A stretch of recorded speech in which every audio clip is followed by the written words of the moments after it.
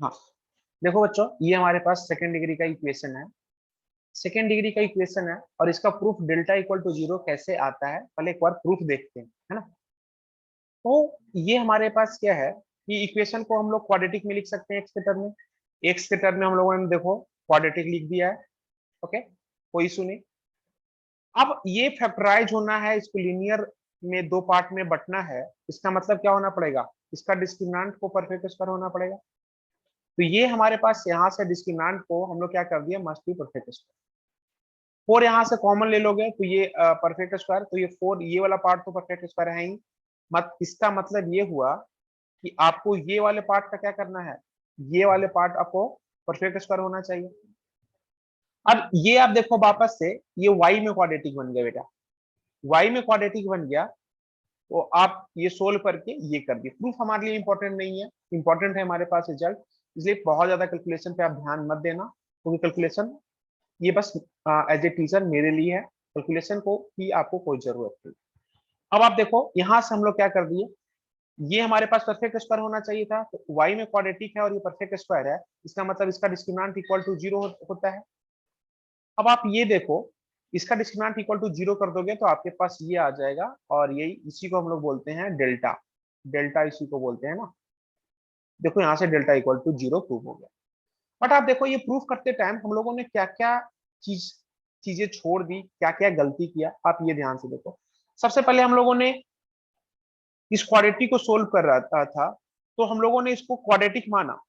ठीक है, ये केस ही नहीं लगाया कि ए का वैल्यू जीरो है या नहीं जीरो है। जब ए का वैल्यू अगर जीरो होगा तो क्या ये क्वाड्रेटिक होगा। तो वही बात किया जा रहा है। आप देखो, आप डीप डिस्कशन करके हम इस चीज को बताए हैं कि जब ए का वैल्यू जीरो होगा तो ये एक्स में क्वाड्रेटिक नहीं होगा, वाई में क्वाड्रेटिक हो जाएगा, है ना।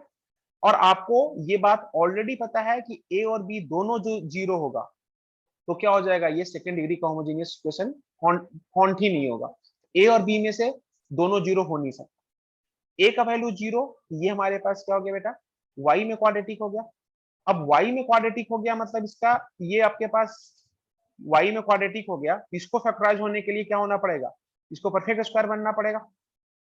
y में क्वाड्रेटिक है, इसको लीनियर फैक्टराइज होने के लिए हमारे पास इसका डिस्क्रिमिनेंट को परफेक्ट स्क्वायर होना पड़ेगा। क्यों, minus B plus minus root D by two है। अगर ये परफेक्ट स्क्वायर नहीं बन रहा है तो क्या हम लोग इसको लीनियरली ब्रेक कर सकते हैं, क्या नहीं कर सकते। तो ये हमारे पास देखो, डी को परफेक्ट स्क्वायर करने के लिए ये हमारे पास फाइनल इक्वेशन ये आ गया, B G square plus C H square plus two F G. ठीक है, ये डेल्टा इक्वल टू जीरो पर वैलिड है। कैसे, A B C plus two F G H minus A F square minus B G square minus C H square. A का value zero कर देंगे तो ये पार्ट जीरो और ये पार्ट जीरो, तो आपके पास ये रिमेनिंग पार्ट बच जाएगा। ओके, अब अब आप देखो, इसमें भी तो हम लोगों ने गलती किया है। क्या गलती किया है, जब एच हमारे पास जीरो अगर हो रहा होगा तो क्या परफेक्ट स्क्वायर हो रहा होगा। तो जब वैल्यू एच का जीरो है, एच का वैल्यू जब जीरो है, जब एच हमारे पास जीरो है, तो ये चीज आपके पास,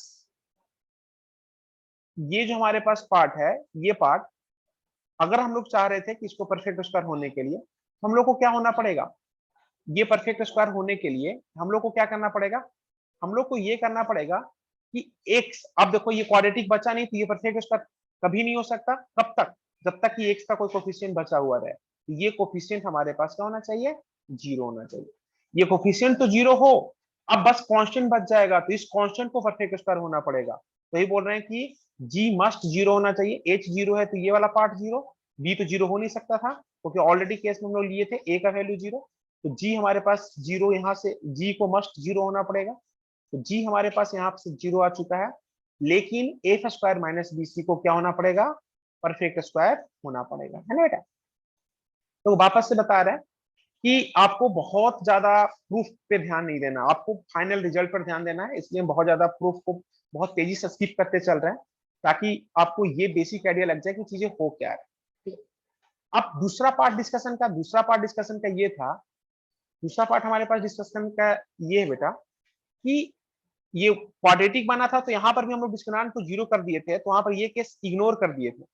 अब देखो H square minus A B अगर लेस देन जीरो हो जाएगा तो क्या परफेक्ट स्क्वायर बनेगा, मतलब रूट के अंदर जो हमारे पास ये आ रहा होगा minus B plus minus root B, अगर ये निगेटिव हो जाएगा तो निगेटिव माइनस के साथ परफेक्ट स्क्वायर बन रहा होगा, उस केस में हमको क्या करना पड़ेगा, H square minus A B जब होता है तो कोई भी रियल लाइन एग्जिस्ट नहीं करता है। ओके, अब देखो एच स्क्वायर अगर ए बी के बराबर हो गया बेटा, तो हम चाह रहे हैं इसको परफेक्ट स्क्वायर होने के लिए, तो आपको क्या करना पड़ेगा, y का कोफिशिएंट को क्या करना पड़ेगा, जीरो करना पड़ेगा। y का कोफिशिएंट क्या करना पड़ेगा, जीरो करना पड़ेगा। अगर y का कोफिशिएंट अगर आप जीरो नहीं कर रहे हो तो ये परफेक्ट स्क्वायर कहीं बन ही नहीं सकता। तो जब एच स्क्वायर ए बी के बराबर होगा तो ये टर्म मस्ट भी जीरो होना चाहिए, एंड ये जो जी स्क्वायर माइनस ए सी है ये आपके पास greater than zero and perfect square होना चाहिए।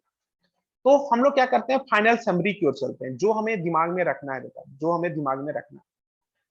फाइनल समरी क्या है, अगर ए का वैल्यू और एच का वैल्यू दोनों अगर जीरो है तो जी मस्ट भी जीरो होना चाहिए, and F square minus B C एक तो ग्रेटर देन जीरो होना चाहिए और मस्ट भी परफेक्ट स्क्वायर होना चाहिए। F square minus B C greater than zero भी होना चाहिए और परफेक्ट स्क्वायर होना चाहिए। एक इंपॉर्टेंट पॉइंट ये ध्यान में रखो।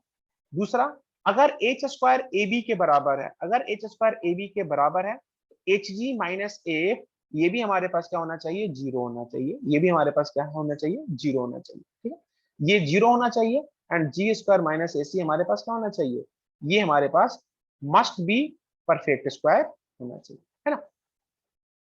अब आप देखो सिंपल सा, और हम ये बोल रहे हैं कि इन ऑल अदर केसेस, इसके अलावा कोई भी केसेस आता है, आप सीधा डेल्टा इक्वल टू जीरो कर दो, आपके पास काम हो जाएगा। अब देखो एक्स स्क्वायर प्लस वन में डेल्टा तो इक्वल टू जीरो है, आप करके देख लेना, एच स्क्वायर ए बी के बराबर है, एच स्क्वायर ए बी है तो एच जी माइनस ए ये भी जीरो है। बट देखो बेटा जी स्क्वायर माइनस ए सी माइनस वन आ रहा है, ये परफेक्ट स्क्वायर नहीं हो रहा है ना। इसके वजह से एक्स स्क्वायर प्लस वन को हम लोग लिनियरली फैक्टराइज नहीं कर पा रहे। तो अब आप ये देखो, मेंस में तो ठीक है हम लोग बच जा रहे हैं डेल्टा इक्वल टू जीरो करने से, बट देखो जिस टाइम अभी तक एडवांस इस पोर्शन को टच नहीं किया, और आपको पता है कि एडवांस हमेशा और हमेशा नया नया पोर्शन टच करना चाहता है। जब तक एडवांस वाले नहीं पूछ रखे हैं, इंस्टीट्यूट वालों को इस पर ध्यान नहीं है, इस क्वेश्चन को बहुत ज्यादा डीपली लेते नहीं है। बट बेटा जिस साल पूछेगा उसके बाद इस क्वेश्चन को लेना लोग शुरू करेंगे। बट क्या हो जाएगा, जब पूछ ही दिया आईआईटी तो ये आईआईटी के लिए क्वेश्चन डेड हो जाएगा, तो अब पढ़ाने से भी क्या फायदा। अभी से इस बात को ध्यान में रखो। कौन कौन जानता है कि मे बी ये आपके 2021 में ही पूछ लिया जाए, या आगे ही पूछा जा सकता है। बट ये बहुत इंपॉर्टेंट बात है और ये ध्यान देने वाली बात है। ठीक है बच्चों, कमेंट करके बताओ कि आपको कंसेप्ट कैसा लगा। वापस से प्रूफ एकदम ध्यान मत देना, रिजल्ट की ओर फोकस करना बेटा। प्रूफ बस इसलिए बताएं ताकि आपको एक थोड़ा सा फील आए, और मैंने बहुत कम टाइम में वीडियो शूट करने के लिए बहुत ज्यादा लंबा डिस्कशन नहीं किया, ताकि आप बोर ना हो और एग्जैक्ट पॉइंट जो आपको जरूरत हो वो आपको पता चले।